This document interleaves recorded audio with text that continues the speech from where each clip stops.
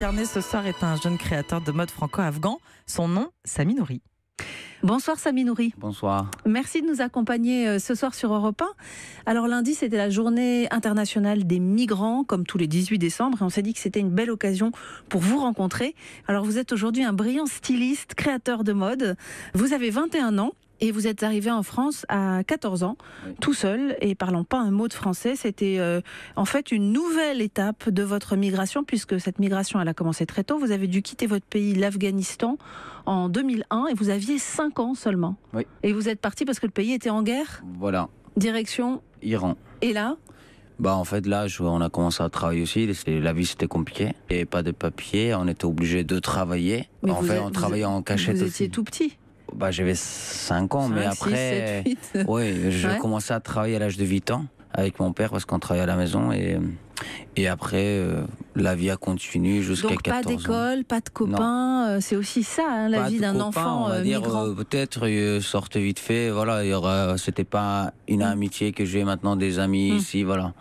Mais non, j'avais pas ça, pas d'école non plus. Non. Et donc quand vous dites travailler, c'est que votre père était tailleur et donc vous avez appris très tôt, vous, à manier une machine à coudre et à faire des... Voilà. Ce qui explique beaucoup de choses par la suite. Alors 2010, nouvel exil. Cette fois, vous crapahutez dans les montagnes pour passer de l'Iran en Turquie, destination l'Europe. En fait, on est parti de l'Iran pour revenir en Europe plutôt. Et en fait, on a quitté l'Iran pour aller en Turquie avec un peu de galère. Mais bon. Et alors là, vous êtes, quand vous dites on, c'est votre père, votre mère, votre sœur et vous. La famille, oui. Et vous décidez de venir en ordre dispersé en Europe, finalement, sans doute pour pas attirer trop l'attention. C'était compliqué de voyager tous ensemble. Et vous êtes le premier à arriver tout seul, à 14 ans. Et votre passeur, finalement, vous abandonne littéralement en gare de Tours. Le passeur...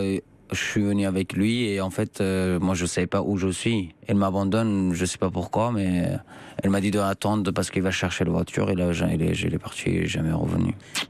Et là, on se sent comment quand on a 14 ans, qu'on parle pas la langue ? J'avais très peur parce que en fait, le problème c'est que je parle pas la langue, je parlais pas anglais et voilà. Vous parliez quoi ? J'avais peur des polices. J'ai parlé perse.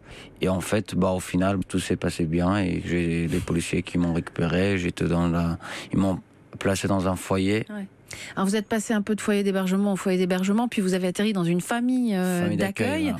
Et puis vous avez été au lycée professionnel, et puis c'est là que vous avez été repéré par une prof qui s'est dit, dis donc celui-là avec une machine à coudre, il sait y faire, c'est ça ? Voilà, c'est ça. Donc c'est un peu de couture. Facile pour vous quand même. Hein. Au lycée, oui, c'était très facile.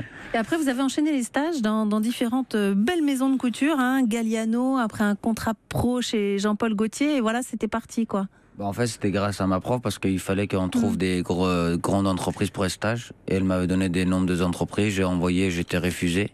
Après, j'ai continué à envoyer 70 lettres de motivation des CV, j'étais accroché chez Galliano pour 3 semaines de stage. Et après, il fallait que je fasse un 2e stage. Et là, j'ai envoyé chez Jean-Paul Gaultier. J'étais accepté pour un stage de 5 semaines. Et pendant mon stage, en fait, j'ai fabriqué une robe. Et là, ils m'ont accepté pour... J'ai demandé si je peux faire un apprenti stage et ne pas faire le bac. Ouais. Vous parlez remarquablement français, là, après juste quelques années en France, c'est incroyable. En fait, je suis ami avec beaucoup de Français, je fais dans des soirées français. J'ai l'impression que ce parcours en France qui est absolument fulgurant, qui est brillant, qui est une vraie réussite, c'est un mélange de votre talent réel et puis de le fait d'avoir croisé des personnes sur votre route qui vous ont un peu aidé, porté. Comme je disais tout le temps, là, c'est un peu incroyable. Parfois, je ne crois même pas ce qui m'arrive, mais après, en fait, ici, tu as tout pour réussir. Et pourquoi pas ? Et en fait, pour remercier la France de tout ce qu'il m'a offert, il m'a donné, je suis en train d'essayer d'aller plus loin, de réussir, de faire quelque chose plus tard. Une marque française, Samy Nouri. Ouais, une marque française, Samy Nouri, vous avez été naturalisé en juin dernier. Voilà, c'est pour ça que vous êtes franco-afghan. Voilà. Vous, Samy, vous avez été pris en charge comme mineur isolé au début, puisque vous étiez tout seul. Depuis, vous avez retrouvé votre maman et votre sœur. Oui. Qui sont arrivés elles aussi, et vous avez pu vous retrouver. Oui, ils sont arrivés un an et demi après. Ils sont arrivés en France parce qu'ils savaient que je suis en France.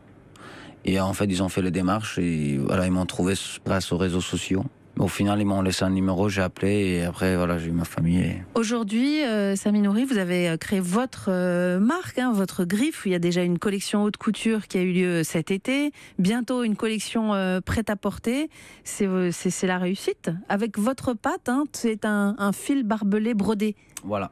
Le barbelé, vous le mettez quoi, sur une manche, sur un... En fait, dans tous les modèles, normalement, il y a soit dans les cols, soit dans les manches, soit c'est le marque, en fait. Pourquoi vous avez choisi les barbelés? En fait, j'ai été dans le barbelé, on va dire, j'ai vécu un peu les choses, on va dire, comme ça. Et voilà, c'est pour ça que j'ai choisi. Un petit clin d'œil à votre parcours. Un petit clin d'œil à mon parcours et je pense que voilà. Votre prochain défilé, Samy, c'est le 3 mars prochain au Trianon Palace à Versailles, c'est ça? C'est ça. Vous bossez là sur la collection à fond? Ah bah là, j'ai pas le temps, je bosse le jour la nuit parce que le temps, ça s'approche vite. Et voilà, Vous vous sentez soutenu? Franchement, oui, depuis... en fait, la première collection haute couture, j'ai été seul. Et après, j'ai commencé à avoir des contacts, des gens qui demandaient d'aide. Voilà, il y a beaucoup de gens qui m'ont soutenu. Et là, c'est pareil, il y a des gens qui m'aident pour que je puisse arriver parce que seul, je pourrais jamais y arriver. Bon, bravo et bon vent à vous. Merci beaucoup.